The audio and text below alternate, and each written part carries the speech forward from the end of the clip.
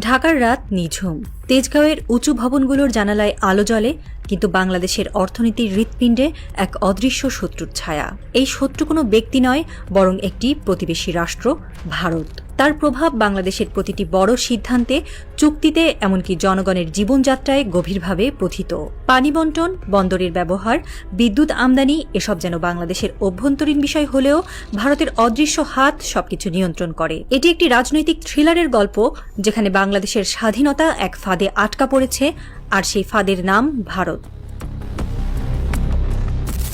প্রতিটি চুক্তির পেছনে ভারতের ছায়া। চট্টগ্রাম বন্দরের ব্যবহার থেকে শুরু করে রেলপথ আর রাস্তার সুবিধা, বাংলাদেশ উদার হৃদয়ে সবকিছু দিয়েছে। কিন্তু পাল্টা কি পেয়েছে? শুধুই প্রতিশ্রুতি আর একতরফা বাধা। যখনই বাংলাদেশ নিজের পায়ে দাঁড়াতে চেয়েছে, ভারত তখনই দরজা বন্ধ করে দিয়েছে। চট্টগ্রাম বন্দরের সুবিধা তারা নিয়েছে, কিন্তু যখন দেখেছে বাংলাদেশ নিজের শক্তিতে এগিয়ে যাচ্ছে, তখনই একতরফাভাবে সেই দরজা আটকে দিয়েছে। এটি বন্ধুত্ব নয়, এটি নিয়ন্ত্রণের খেলা। তিস্তার পানি নিয়ে ভারতের খেলা যেন এক চিরন্তন প্রতারণার গল্প। বছরের পর বছর ধরে চুক্তির আলোচনা, মিটিং, হাসিমুখে ছবি তোলা, কিন্তু মাঠে কোনো ফল নেই। তিস্তার পানি ভারত নিজেদের দিকে ঘুরিয়ে নিয়েছে, আর বাংলাদেশের উত্তরাঞ্চলের কৃষকেরা শুকিয়ে যাওয়া নদীর দিকে তাকিয়ে হতাশায় ডুবে যাচ্ছেন। পানি থাকলে ধান হয়, পাট হয়, মানুষের ঘরে খাবার যায়। ভারত এটি জানে, তাই তারা বারবার পানি আটকে রাখে, প্রতিশ্রুতি দেয়, কিন্তু কাজের সময় পিছিয়ে যায়। এটি কেবল পানির খেলা নয়, এটি একটি দেশের অর্থনীতি আর জনগণের জীবনের সঙ্গে খেলা। বিদ্যুৎ খাতে ভারতের আদানি গ্রুপের সঙ্গে চুক্তি যেন বাংলাদেশের গলায় একটি শিকল। এই চুক্তিতে বাংলাদেশকে বিদ্যুৎ ব্যবহার করলেও টাকা দিতে হয়, না করলেও টাকা দিতে হয়। ইউনিট প্রতি দাম এত বেশি যে এটি দেশীয় বিদ্যুৎ উৎপাদনের তুলনায় অনেক ব্যয়বহুল। আর সরবরাহের নিশ্চয়তা তাও নেই। এটি ব্যবসা নয়, এটি একতরফা বোঝা। ভারতের এই চুক্তি বাংলাদেশকে নির্ভরশীল করে রাখার একটি কৌশল। ভারতের পণ্য বাংলাদেশের বাজারে ঢুকে পড়ে অবাধে। মানহীন সাবান, নকল কসমেটিক্স, রাসায়নিক মেশানো খাবার, সবকিছু এখানে ঢেলে দেওয়া হয়। বছরে কয়েক বিলিয়ন ডলারের পণ্য ভারত থেকে আসে, কিন্তু বাংলাদেশ যখন রপ্তানি করতে চায়, তখনই শুরু হয় শুল্ক, ট্যাক্স, লাইসেন্সের বাধা। পেঁয়াজের বাজার নিয়ন্ত্রণ করে ভারত। প্রয়োজনে রপ্তানি বন্ধ করে দেয়, আবার তাদের সারপ্লাস হলে সস্তায় ঢেলে দেয়। এতে বাংলাদেশের কৃষক আর ব্যবসায়ীরা লোকসানের মুখে পড়ে। এটি প্রতিযোগিতা নয়, এটি একপেশে আধিপত্য। ভারত কেবল অর্থনীতিতেই নয়, বাংলাদেশের রাজনীতিতেও হস্তক্ষেপ করেছে।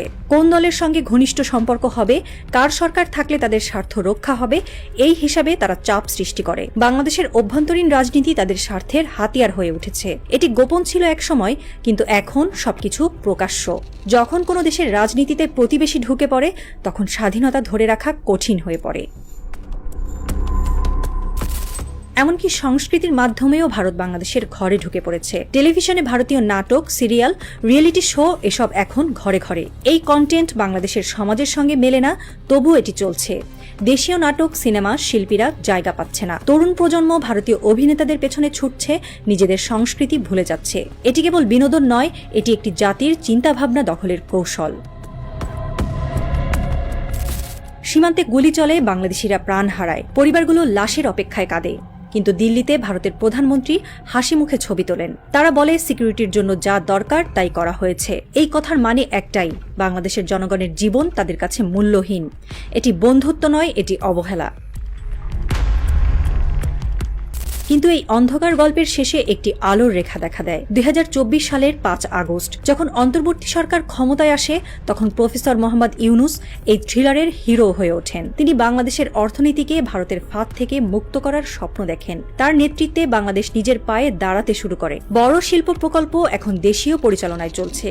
জ্বালানি খাতে বিকল্প উৎস খোঁজা শুরু হয়েছে। ইউনুসের নীতি স্বচ্ছ আর দৃঢ়। তিনি ভারতের সঙ্গে সম্পর্কে সমতার ভিত্তি চান। তার বক্তব্যের সার কথা, সম্পর্ক থাকবে, কিন্তু তা হবে চোখে চোখ রেখে। তার নেতৃত্বে বাংলাদেশের অর্থনীতি শক্তিশালী হচ্ছে, রেমিটেন্সের প্রবাহ বাড়ছে, রপ্তানি বাড়ানোর উদ্যোগ নেওয়া হচ্ছে, দেশীয় শিল্পকে উৎসাহিত করা হচ্ছে। ইউনুস যেন বাংলাদেশের জনগণের কণ্ঠস্বর, যারা চায় স্বাধীনতা, মর্যাদা আর সমতা।